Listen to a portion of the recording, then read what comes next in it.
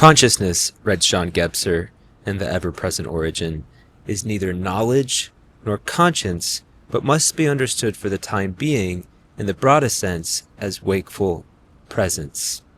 Welcome everyone. This is Lecture 1, The Co-Evolution of Media, Technology, and Consciousness. For Gebser, the possibility for consciousness to awaken is promised from the outset by the always overlighting presence of origin, the spiritual ground of existence which encompasses and exceeds all space and time, the wholeness of our living reality, that which consciousness can awaken to. This is the definition of consciousness, and the measure of its wakefulness we'll work with for now. But what about the word evolution? Though the historical details and conceptual framing will differ from theorist to theorist, what is common among them is to conceive the evolution of consciousness as a process of awakening and differentiation, wherein, for some mysterious reason, individual centers of human experience become mediums through which the cosmos comes to conscious awareness of itself. The past, as Sri Aurobindo writes of cosmic evolution, has been the history of a slow and difficult subconscious working with effects on the surface. It has been an unconscious evolution. The present is a middle stage, an uncertain spiral in which the human intelligence is used by the secret evolutionary force of being and participates in its action without being fully taken into confidence. It is an evolution slowly becoming conscious of itself. The future must be a more and more conscious evolution of the spiritual being. Aurobindo's claim may resonate for you as a student of CIIS, an institution founded under the inspiration of his spiritual evolutionary outlook, but its overall metaphysic, which assumes some kind of connection between consciousness and the material universe, is counterintuitive for today's materialist common sense. Informed by centuries of scientific reductionism, the prevailing habit of thinking today, even if one consciously espouses spiritual ideas or beliefs, is to assume that human evolution has unfolded within the universe rather than as an essential expression of its development as a whole, and has consisted in a process of gradual progression from caveman ignorance to contemporary technoscientific enlightenment and mastery over nature. It is for this reason that evolution tends to connote a sequence of improvement. And though it is undoubtedly true that the human species has accumulated a sophisticated understanding of how to tinker with the physical dashboard of the universe, because the process of awakening involves a differentiation of individual centers of awareness from a dreaming unity of cosmic wisdom, it is rather true to say, as Owen Barfield writes, that throughout the evolution of consciousness, we have come to know more and more about less and less. Though their knowing would have been less precise, more dreamy and diffuse, early humanity, so we can imagine, existing in a nearness to origin in sleeping unity with the inner life of the cosmos, may have experienced an immediately given primordial wisdom, albeit less consciously. We might consider divinatory systems like astrology, wherein the world is experienced as a conscious and articulate being, as expressions of this earlier form of consciousness. For theorists like Barfield, Gebser, and Aurobindo, the evolution of or mutation of consciousness consists in making what was unconscious at the beginning integrated and conscious, a process that unfolds, as Gebser writes, toward overdetermination, towards structural enrichment and dimensional increment. It is intensifying and inductive, a plus mutation. But throughout the process of this intensification, there are trade-offs, which today's current state of knowing more and more about less and less exemplifies. The unfolding, then, is an enrichment tied to a gain in dimensionality, yet, as Gebser continues, it is also an impoverishment because of the increasing remoteness from origin. Whereas the everyday lives of our distant human ancestors were guided by myths uttered as if by the cosmos itself, today we face a global meaning crisis, a poverty of cosmological orientation brought about by the historical fragmentation of wisdom into the silos of science, religion, and art. As William Irwin Thompson writes in this vein, in prehistory, technology, art, and the sacred are one. as I hope they will once again be in post-history. For thinkers like Thompson, Gebser, Aurobindo, and Barfield, recollecting the evolution of consciousness helps orient us in a way that might lead to the reintegration of technology, art, and the sacred, such that something like post-history, where humanity and nature are no longer experienced as in opposition, but consciously reunified, might commence. We can consider such practices of recollection as a form of what Gebser refers to as presentiation, or the making transparent of earlier structures of consciousness still latent within us, such that we can consciously reintegrate them and thereby make transparent what is to come for us in the future. In addition to treating historical or evolutionary recollection as a kind of spiritual exercise that can help orient us to our place in the unfolding of consciousness, each of the theorists mentioned so far insists on other practices of self-transformation that can change the way we see things. Barfield spends the first few chapters of Saving the Appearances walking us through one in the form of a phenomenology of perception and its intertwining with intentional acts of thinking. His aim for the text, as he says in the introduction, is to evoke a sustained acceptance by the reader of the relation assumed by physical science to subsist between human consciousness on the one hand and, on the other, the familiar world of which that consciousness is aware. He frames this sustained acceptance as a different slant we can take to the history of humanity and our Earth, akin to the reversible cube optical illusion, where, depending on how you look at it, it appears different ways.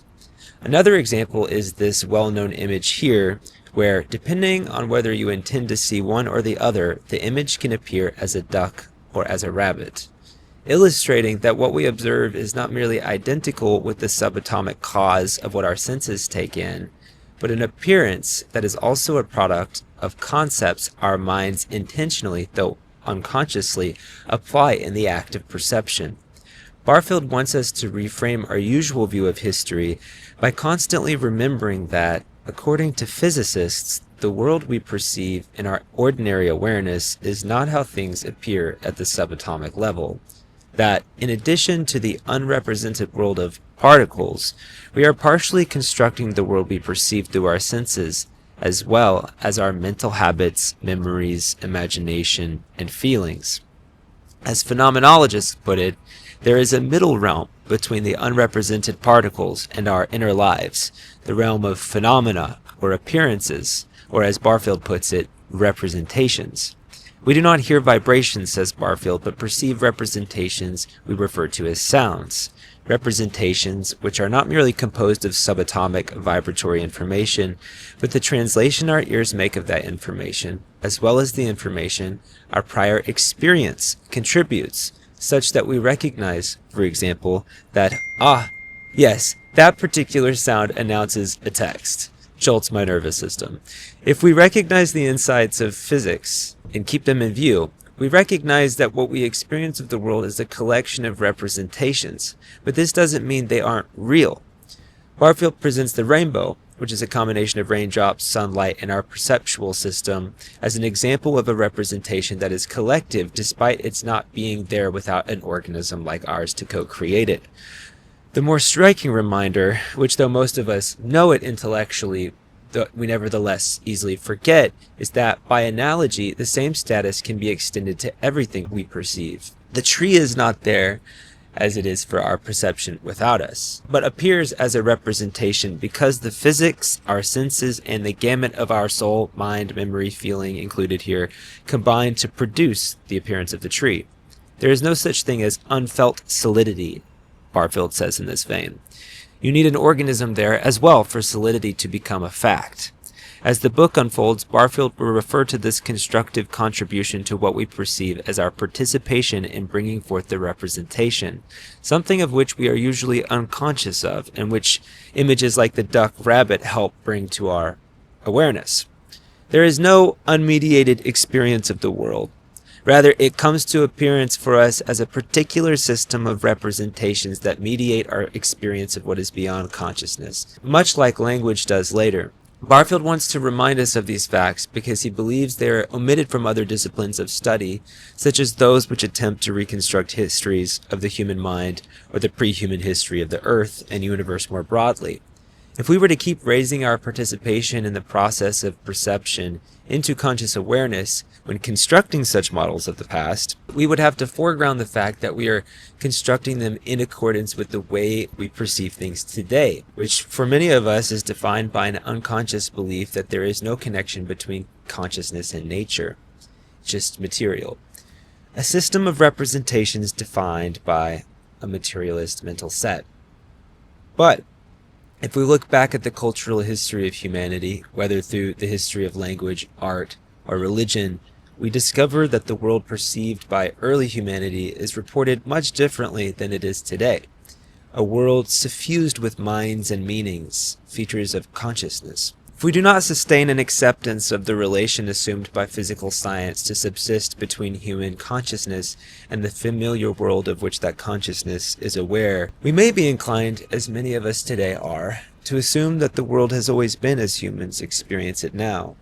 Only we have improved upon the mistakes made by early humanity's magical thinking. But if we do sustain the acceptance of what physical science says about the perceived world and our contribution to it, then we might realize that we are not justified in assuming that human experience of the world has always been this way, and may become more receptive to the idea that early humanity actually experienced a different world, a different system of collective representations.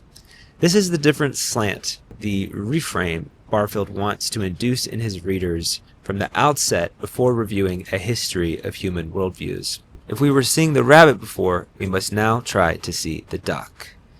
Entertaining the possibility that human groups separated by centuries, millennia, or even existing contemporaneously can have different collective representations of the world raises the question, how do we distinguish between those which are mistaken and those which are correct? One way of approaching the question is to construe the veracity or accuracy of a system of collective representations in accordance with the minds who perceive them. For Barfield and the anthropologists he draws on, early humanity's more magical collective representations, which he refers to as primitive without intending it pejoratively, an example of data terminology which, as an aside, you will find other examples of in certain thinkers spread throughout the course, some of which are worth criticizing, others historically contextualizing, ought not to be considered as hallucinations or mere mistakes, but as an expression of their participatory consciousness. For Barfield, this early mode of participation and the potential mode of participation one might achieve by raising it into conscious awareness today are fundamentally different. The difference is reflective of what Gebser means when he refers to early humanity as being closer to origin, less awake, less differentiated from the whole, and so closer to an immediate experience of meaning in the world, an embodiment of cosmic wisdom. To help us understand what this might entail, Barfield walks us through another exercise, this time by exploring different ways we can relate to the representations of our perception. The first thing we can do with them, as he writes, is simply contemplate or experience them. They appear for us, not merely as direct translations of what our senses meet of the subatomic world, as we went over already, but as representations that are co-created by the unconscious contribution of our souls, memories, habits of attention, feelings, what we carry within us. Barfield refers to this as figuration, and by naming it, induces us to become conscious of our participation in what we perceive. The second way we can relate to our representations is by thinking about them as if they were separate from us, as if we were not co-producing them through our participation. Thinking about representations allows us to understand them better. We can also think about the connections between the representations of the world, which, when refined into a systematic method, is what constitutes science. The important thing to keep in mind about this form of thinking, which Barfield refers to as alpha thinking, is that it brackets out participation in what is perceived while it is operating by treating them as external objects existing without us. And though its association with science might make it seem like an extraordinary mental faculty, Barfield insists that alpha thinking is very mundane. operative throughout everyday life as the vehicle through which we think about and therefore learn from our experiences. The third activity we can bring to bear on our representations is what Barfield refers to as beta thinking, or reflection upon the nature of representations, perception, and thinking, which is what he is doing right now by distinguishing these different activities of the soul or the mind and reminding us of our participation in bringing about the world we perceive. So we're doing beta thinking right now. Barfield ends this section by noting that the three operations we can apply to representations can interact with each other, such that alpha thinking, for example, can react on our figuration, or our perception, or participation in perception, and thereby alter our perception of the world. I can see something from a distance and impose an idea onto it that ends up being a mistake. Or alternatively, I might see something partially obscured and immediately figure it to be a threat, only to correct my initial perception later by thinking about it and realizing, the shape was accompanied by a sound I now recognize to just be a harmless pheasant. The fruits of science informing my perception of a stone falling with the laws of gravity exemplify the way in which systematic alpha thinking, studying the physical connections between things, for example, comes to influence my everyday figuration of the world. As we will see throughout the arc of the course reading, the gradual awakening and differentiation of consciousness is seen by Barfield and others to have been facilitated by the increase of alpha thinking, which brackets our participation. The world is increasingly rendered not as a unity, but as a collection of objects, the human individual included as one among them. As Gebser puts it, presentient wisdom becomes accumulated knowledge.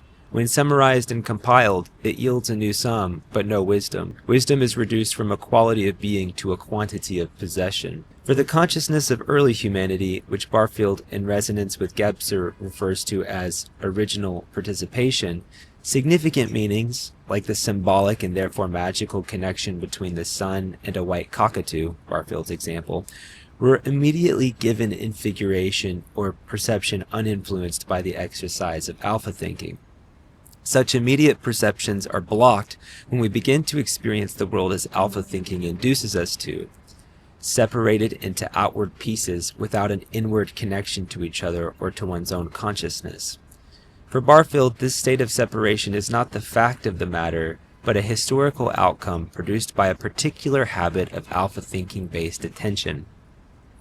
Our participation in perception is still a fact, but one that we have become unconscious of.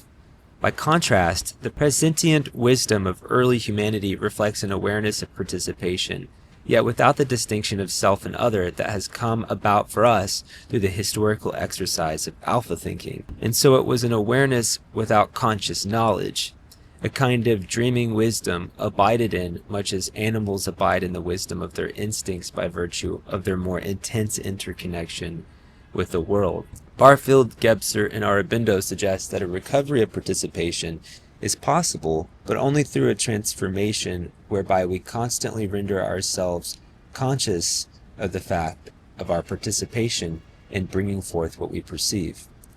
This is because for us, as Barfield writes, the represented is conceived as within our percipient selves, and it is only an unrepresented physical base, the particles, which we conceive of as without. Not so for primitives. For them the represented too is conceived of as outside, so that there is no question of conscious figuration. It may also sometimes be detected within, but it is detected primarily without. The human soul may be one of the stopping places for mana, but what differentiates the primitive mind from ours is that it conceives itself to be only one of those stopping places, and not necessarily the most significant. The essence of original participation is that there stands behind the phenomena, and on the other side of them from me, a represented which is of the same nature as me. Whether it is called mana, or the names of many gods and demons, or God the Father, or the spirit world, it is of the same nature as the perceiving self, inasmuch as it is not mechanical or accidental, but psychic and voluntary. It may be that becoming conscious of participation not only renews a sense of connectedness with the world, but puts us further in touch with it as a representation of realities reported on by early humanity, of gods, demons, or the spirit world, rather than merely a subatomic base.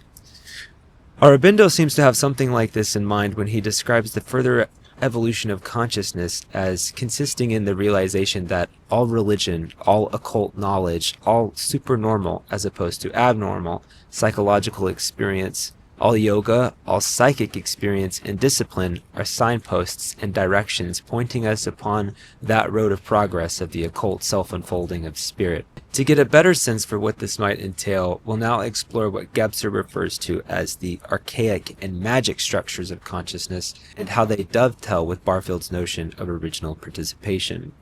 Though they share much in common, Gebser differs from Aurobindo and Barfield in that he makes an emphatic attempt to distance his model of consciousness transformation from evolutionary and historical registers through a spiritualized notion of mutation. Whereas biological mutation refers to a discontinuous adaptation of an organism through which it becomes further specialized or narrowed, a subtraction or minus from the more open state prior, to match the environment constraining it.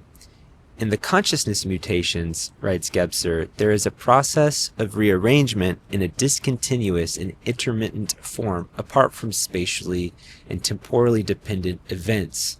These processes of relocation make it possible for the intensified origin to be assimilated into human consciousness. Origin itself comes to awareness in discontinuous mutation. Consciousness mutations are completions of integration. Spiritual mutation is a plus mutation because the state after origin entails a loss which the mutational process then intensifies towards a kind of reintegration of, much as Barfield and Aurobindo conceive evolution, toward an eventual self-conscious reintegration of origin. As you might notice, it is almost impossible to describe this unfolding without temporal language. Whether or not Gebser is convincing in his argument that consciousness mutation unfolds independently of spatio-temporal events is something we will revisit in a moment.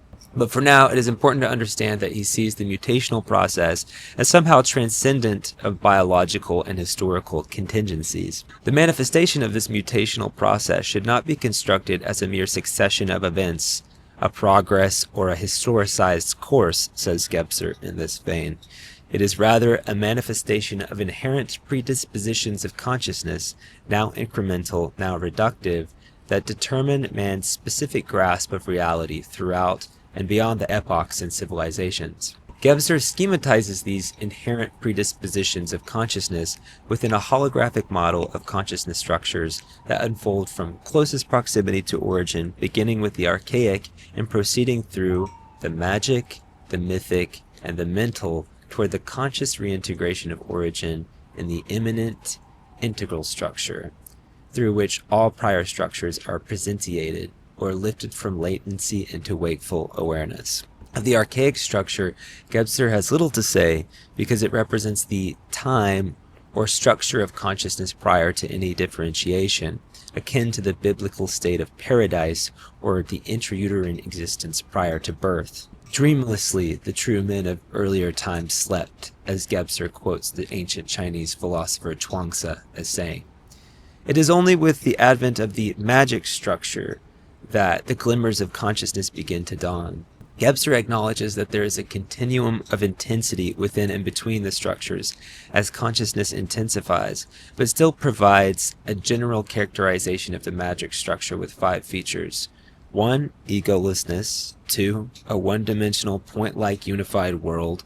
3. Spacelessness and timelessness. 4. Humanity's merger with or lack of full differentiation from nature. And 5. The subsequent negotiation of this merging with nature through magic, the earliest form of technology, one could say, which, as Gebser puts it, gives the human power and the status of being a maker. Barfield is much less schematic in describing original participation, but his description of its genesis and the initial production of a collective representation that unites a group of humans is helpful for imagining the transition from the archaic to the magic structure. Drawing on the sociologist Emil Durkheim, Barfield imagines the first glimmers of conscious differentiation from unity with nature as being generated through a symbiosis among proto-humans, the tribe, via the intense feeling or collective effervescence resulting from ritual, a combination of dance or movement and song. Eventually, the experience of unity as a group or tribe is concentrated in a symbol or totem, often an animal, plant, or in Gebser's example of the hunt, the sun, which then becomes the external image or representation that symbolizes their consciousness as a collective. From this point of view, one could say that the first technology for human beings is the magic capacity of conscious representation, or symbolization, of the group or tribe as distinct from the rest of nature. In other words, the first form of technology is the intentionally deployed image, a thought or concept, that is, the experience in this case of the group, made manifest in external media. Theoretically, this is just the beginning of differentiation, however, and supervenes on the archaic situation of total merger with nature. By egoless, Gebser refers to the same idea Barfield points to when he describes original participation as consisting in an experience of the world as animated by the same psychic reality that one experiences within oneself, but not yet as oneself, not as one's property. All phenomenal things being equal as stopping places for mana, all things being equally filled with the world's soul. All there is at this point is the world soul pervading everything, enabling telepathic or immediate understanding of the world's meanings, such as the magical correspondence of the white cockatoo and the sun. Though there is partial differentiation of the human tribe, experience of the world is still largely without distinctions, and thus spaceless and timeless, such that the image of the antelope drawn by the pygmies in the sand for their hunt, and the sun ray piercing it, can eventually translocate as the actual killing of the antelope. There is as yet no experience of mechanical causality or a linear experience of time, but a simultaneity of past and future, in which the pre-hunt ritual resembles both a prophecy and a magical spell achieving the desired outcome by exploiting what Gebser refers to as the natural vital nexus underlying the unity of the world. Magic works because of the symbolic power of resemblance and the analogical thinking which Gebser describes, I think inconsistently, as less a form of thinking than a purely accidental association based on similarities. If the associations of analogical thinking were just accidental, I would argue, the successful outcome of the pre-hunt ritual would likely not be possible. Rather, it seems to me that it is only when self-consciousness increases, stimulated by alpha thinking, which concerns itself with the distinctions between things, including self and world, and thereby distances itself from telepathic perception of the world's meanings, that magically effective analogy is eclipsed by a focus on efficient causality. Gebser draws on ancient artworks depicting human figures in a state of merger with the natural world around them to help readers presentiate the magic structure he claims is still latent within us. Though his focus is on imagery rather than sculpture, Thompson's thoughts on how to understand the media of early humanity dovetail with Gebser's take on the merged depiction of human figures in art, when Thompson suggests that, in our assessment of them, the key is to move beyond simple realism or linear conceptual thinking, in which one form is merely assigned for one concept. We have to move to a polymorphic mode in which one form contains many forms. Rather than abstract concepts, the magical structure thinks in images, through which ancient Venus figurines like the goddess of L'Espague, at once phallic and feminine, are in Thompson's characteristic epistemic humility, probably a complex hieroglyph expressing a cosmology, and that is precisely why it departs from a literal and realistic rendering of the human body. Such symbolization is the performance of an implicit understanding of the world rather than a discursive argument one makes writing a philosophy paper.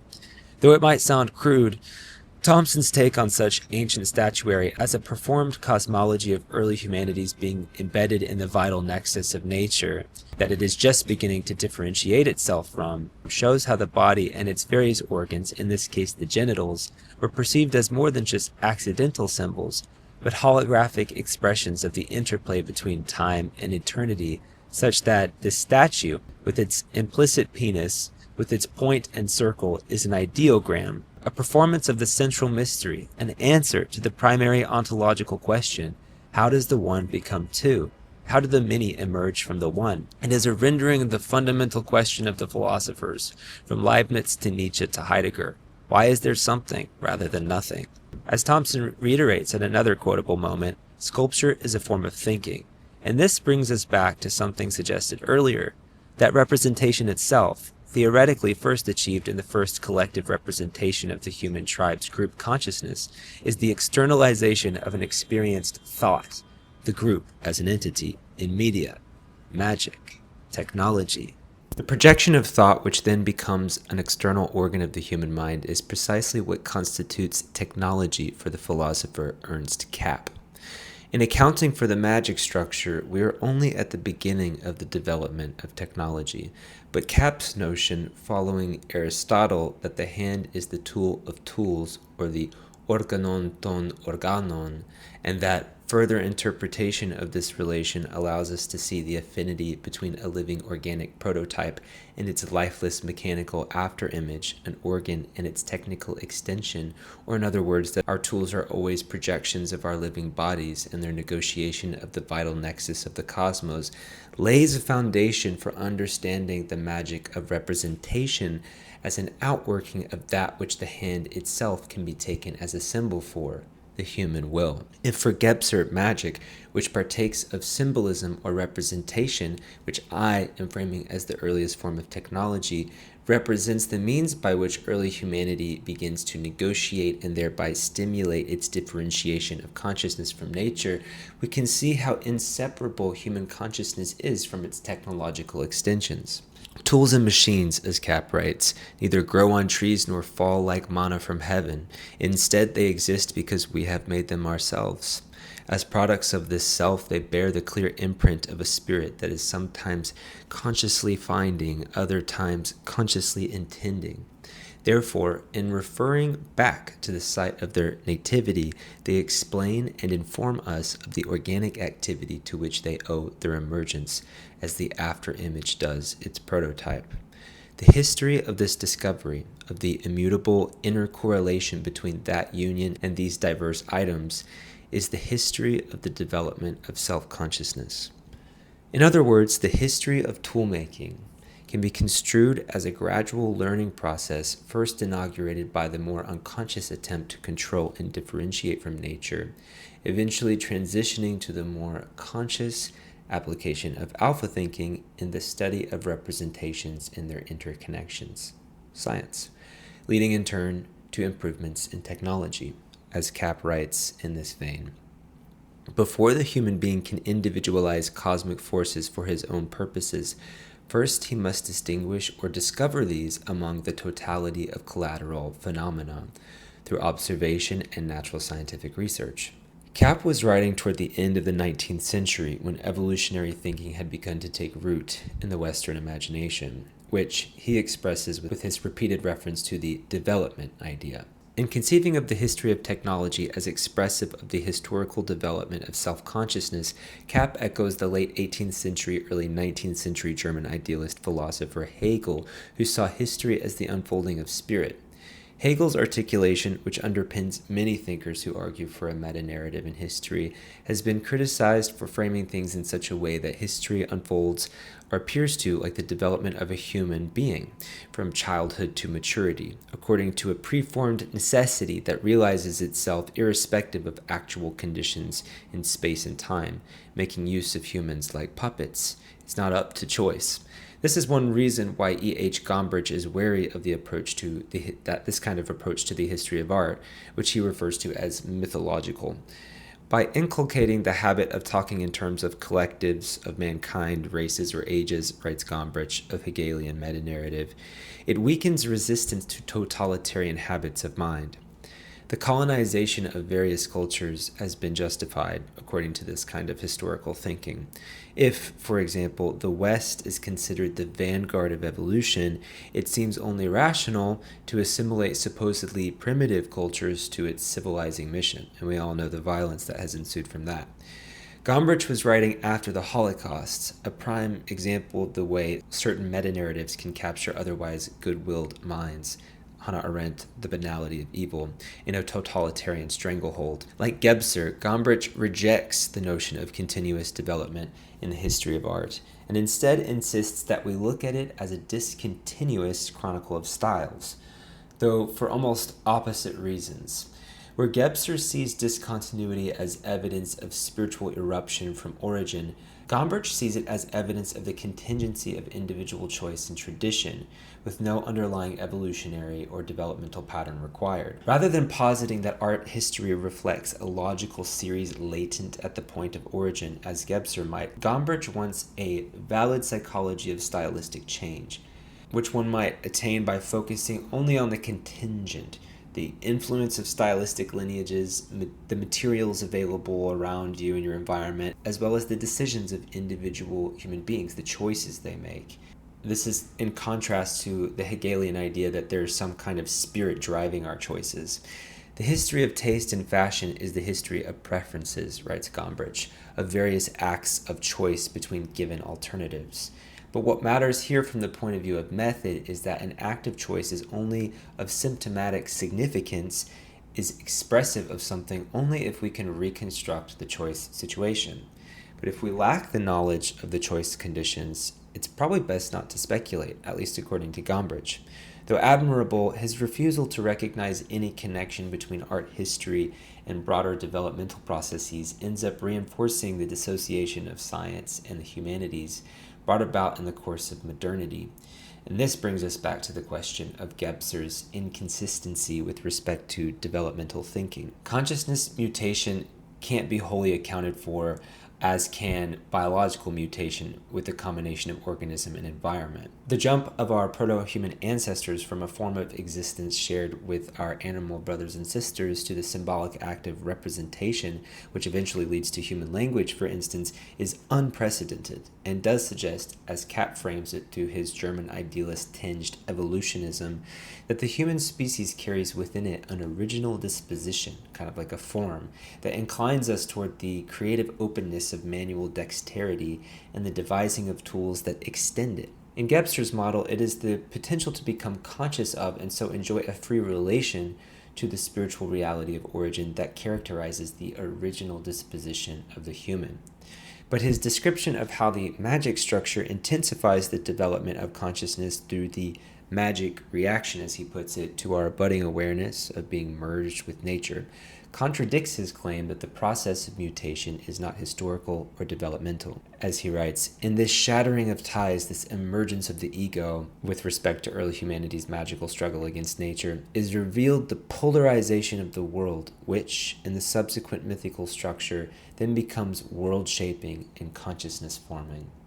And he concludes that therewith, he, this early human, magical human, accomplishes that further leap into consciousness, which is the real theme of mankind's mutations. By framing the leap as something that is accomplished via magic or technology by individuals acting within the particular conditions of their time and place, in other words, historically, Gebser inadvertently confirms that historical development and perhaps even biological evolution, to the extent that a human-like organism is required for the conscious experience of origin to arise, are also necessary features of consciousness mutation. But if there is some kind of continuous development, how does one explain the gaps? Though Gebser characterizes consciousness mutation as, in essence, a spiritual process, he has much less to say about spiritual forces than Aurobindo or Barfield do, including their possible relevance to the gaps in question. As Aurobindo acknowledges, the leap from one grade of consciousness in the series to another grade seems to our eyes immense, the crossing of the gulf, whether by bridge or by leap, impossible. We fail to discover any concrete and satisfactory evidence of its accomplishment in the past or of the manner in which it was accomplished. Even in the outward evolution, even in the development of physical forms where the data are clearly in evidence, there are missing links that remain always missing. But if one achieves the spiritual vision Aurobindo claims is possible through certain contemplative practices, it may become evident that, as he writes, a secretly conscious or inconscient energy of creation has affected the transition by swift or slow degrees, by whatever means, devices, biological, physical, or psychological machinery. Perhaps, having made it, did not care to preserve as distinct forms what were only stepping stones and had no longer any function, nor served any purpose in evolutionary nature. It is probable, at any rate, that the reason for these radical differences is to be found in the working of the inner force, and not in the outer process of the evolutionary transition. If we look at it more deeply from that inner side, the difficulty of understanding ceases, and these transitions become intelligible and indeed inevitable by the very nature of the evolutionary process and its principle. But unless one attains the spiritual vision Aurobindo claims to speak from, acceptance of evolutionary continuity must be taken on faith as a kind of compelling hypothesis. And this is exactly what Gombrich finds problematic. As long as we have no better hypothesis to offer, he writes, with reference to what a given style of art reflects, the existence of uniform modes of representing the world must invite the facile explanation that such a unity must be due to the superindividual spirit, the spirit of the age, or the spirit of the race. For him, this is no explanation at all, but a form of circular reasoning that inhibits critical thought and promotes reliance on charismatic authorities, hence why it can be dangerous. If every change is inevitable, writes Gombrich, there is nothing left to compare, no situation to reconstruct, no symptom or expression to be investigated. Change becomes the symptom of change as such. And to hide this tautology, this circular reasoning, some grandiose scheme of evolution has to be called in. He then goes on to point out that, according to scientists and anthropologists, the human organism seems to have changed very little during the period of recorded human history, while culture has changed profoundly, raising the question whether evolution might be expanded beyond biology to include cosmic and cultural change. Aurobindo and Barfield, though for the latter it's not so obvious yet in what I've assigned of the reading of his, Barfield's, in their work, they do work with such an expanded concept of evolution. And though they differ from Gebser in insisting that biological change and the history of human acts are somehow caught up in this process, they agree with Gebser that there is some kind of logical structure to the metamorphosis of consciousness that challenges our contemporary habits of linear progressive thinking. As Gombrich notes, one of the reasons the myth of evolutionism, as he refers to it, has persisted is the fact that there is a resemblance, though not a one-to-one identity, between the style of early humanity's art and the tendencies of children today when they first begin to paint or draw representations. Especially for Barfield, informed by the ideas of Rudolf Steiner, who talked a lot about human development, there is a framing of individual human development as a recapitulation of the evolution of consciousness undergone by humanity as a whole, such that the resemblance between the art of early humanity and that of children would make sense. But because thinkers like Barfield and Gebser see the entire metamorphosis as having a formal or spiritual shape which pre-exists its historical actualization in time and space through the contingent acts of human beings, every phase of the development is conceived as integral to the entire movement becoming actual, such that comparing early humanity with humanity today and making a value judgment that the former were primitive makes no sense.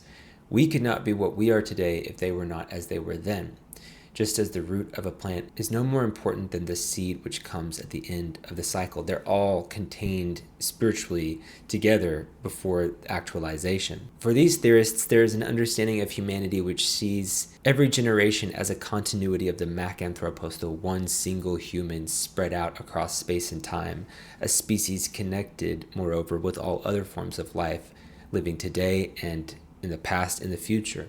And this is another register wherein the comparison between one phase and another that issues in some kind of hierarchical judgment makes no sense.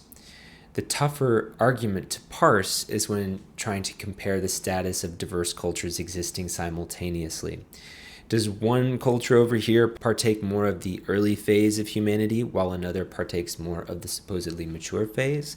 Can they learn from each other? Is it even valid to frame things this way? Such questions can be turned on their head by allowing contradictory evidence to upset the value judgments which attend our habit of thinking in terms of linear progress. Thompson performs this with his thematization of the Dolny Vestonis sculpture. The prehistoric is collective, faceless, and impersonal, writes Thompson, recounting the usual characterization of early human art, as represented by Gebser and his examples of the mouthless figures. Whereas, as Thompson continues, the historic, or like the later period, like our period, is personal and highly individuated. We're representing individuals with distinct characteristics. And then he goes on to say, now one can see why I take such delight in the face of the woman with the bun from Dolny Vestonis, this little figurine from 24,000 BCE that is unusual because it has a mouth. She has a mouth, and she has a distinctive facial deformity. There's something unique about her face that is captured in this little figurine, which, as Thompson continues, is a delightful anomaly that blows the hell out of all our neat narratives of historical progression. He goes on to say that he has sprinkled such anomalies throughout his book Coming into Being, which we read a chapter from, so as to keep a healthy respect for paradox and complexity, a feeling that the universe is so vast and complex that there are multiple narratives, even contradictory ones, that can make good sense of all these voiceless artifacts of prehistory.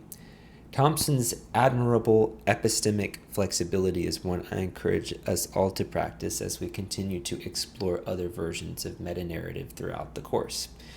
In the hermeneutic circle, writes Thompson, a narrative, scientific or artistic, is a performance of a person situated within a culture and a historical time, I would add.